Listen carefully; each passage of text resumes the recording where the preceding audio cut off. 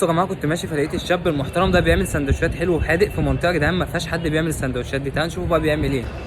والشاب ده بقى اسمه مجدي، واسم الشهره بتاعه سايكو، وعليه شويه سندوتشات بقى ما اقولكوش. وهو لسه بادئ المشروع ده جديد، وانا اكتر ناس بحب ادعمها هي الناس المجتهده اللي زي مجدي كده بالظبط. الناس اللي مهما الظروف جت عليها ما بتاثرش عليها في حاجه، وبتنزل وبتدور على اكل عيشها وبتشتغل بمجهودها. وكون ان الشباب دلوقتي تفكيرها اتغير خالص وكلها بقت بتفكر تعمل مشاريع، دي حاجه احسن بكتير من ان هم ينزلوا يشتغلوا عند حد او يشتغلوا في شركه ويتربطوا بشغل وبوظيفه. وكل واحد بيعمل اللي عليه وربنا بيوفقه، وكل واحد مكتوب له رزقه وهياخده، سواء ساعه او ما سعاش. كل واحد ليه رزقه وربنا كاتبه له وهو هياخده. ما تنساش بقى تصلي على النبي والشير بتاعك الجميل. ولو مش هتقدر تشتري منه تقدر تدعي له دعوه حلوه، او تكتب له كومنت حلو تحفزه على اللي هو بيعمله، او تعمل شير كتير وممكن ربنا يكرمه ويرزقه بسببك وتبقى باب رزق ليه. ومجدي من الشخصيات المحترمه جدا اللي ممكن تتعامل معاها، وبيملى بقى السندوتشات كده على الاخر. ولو رحت له وما ملكش السندوتش ده على الاخر وري له فيديو، وانا واثق اصلا من غير ما توري له الفيديو ان هو هيملى السندوتش على الاخر، لان هو حاجته كلها نظيفه وبعدين بيعمل كل حاجه بضمير. واسعار السندوتشات عنده بتبدا من 7 جنيه، واغلى سندوتش عنده في المنيو كله اللي هو يعتبر ميكس كل حاجه عامل 15 جنيه بس. وطبعا انتوا شايفين بقى الماتيريال والخامات اللي هو شغال بيها، يعني مش محتاج اقول لكم، بعكس الناس التانية اللي يلا شقلب وقلب وحط ودي ميكسات ياما وما تعرفش اصلا الحاجه دي طعمها ايه بالظبط، ما تعرفش هي لوتس ولا شوكولاته ولا اوريو ولا ايه بالظبط. انزل بقى بصوص اللوتس الجميل، شايفين اللوتس تقيل ازاي. وتاني حاجه بقى يا غالي، انزل بقى بصوص الشوكولاته، شايفين الصوصات عامله ازاي. الصراحه الصوصات شكلها يفتح النفس قوي. عبي يا باشا. انزل بقى بصوص الوايت شوكليت يا غالي، انا ما اظنش ان في حد شغال بالصوص ده. اديله بقى بشويه جرنشه كده، وانزل عليه بقى بشويه سوداني على الوش كده وخليه يتدلع. تعالوا نجربوا بقى السندوتش ده، انا مش عارف هو الحشو مليان كده ليه. ندوق بقى كده ونشوف الحشو ده على الفاضي وعلى البايظ ولا ايه. نقول بسم الله. وهنا حجم السندوتش الفينو اللي كان مستخدمه كان حجمه كبير قوي. السندوتش الكب كله على الارض من كتر الحشو اللي فيه. شايفين عامل ازاي. وطبعا بقى انا مش هاكل لوحدي، لازم اكل بوسبوس دي معايا.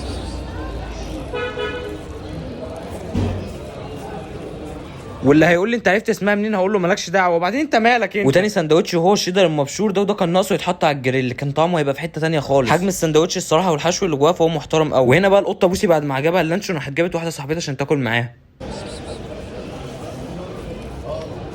وتالت سندوتش حد بقى هو كيري بسطرمه ده، وبيبقى عليه زبده على الوش. نجربوه بقى كده وندوق ونشوفوا طعمه عامل ازاي. الصراحه الحشو اللي فيه كان محترم قوي، واحلى حاجه ان العيش طعمه جميل قوي. ولما سالته هو بيجيب العيش منين عشان العيش الصراحه كان طازه قوي، قال لي ان هو بيجيبه من مصنع من المنشيه. والسندوتش كان محترم وكان متخدم عليه قوي، وكان طعم كل حاجه فيه باينه بوضوح. واخر حاجه نختم بيها بقى وهي قنبله الحلو ده، وده بقى كان ميكس كل حاجه حلوه موجوده في العربيه. والسندوتش ده كان جبار بالنسبه لي، بالنسبه للميكسات اللي فيه والحشو اللي فيه على سعره ده، كل ده عامل 15 جنيه بس، فهو حاجه تحفه بمعنى الكلمه. بس اكتر حاجه جزعت معايا انه كان فيه حلاوه، وده قنبله سكر بمعنى الكلمه. وهو ده بقى المنيو بتاعه، عنوانه محطه الرمل عند ستر الصفا في وش الرايس بتاع مستحضرات التجميل.